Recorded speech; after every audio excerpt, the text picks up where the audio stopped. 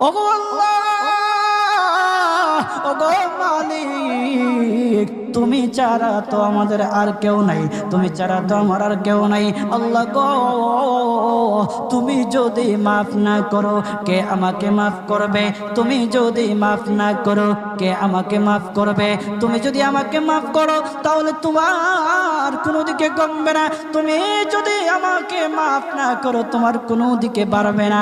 আল্লাহ গো, তুমি আমাকে মাফ করে দাও। সারাটা জীবন অন্যায় কাজ করেছি, সারাটা জীবন নাফরমানি করেছি, আমার কাছে কালেমার দাওয়াত কম আসে নাই, আমার কাছে কালেমার দাওয়াত কম আসে নাই, আমাকে লোকেরা কম বোঝায় নাই। ওগো আল্লাহ, তুমি আমাকে মাফ করে দাও।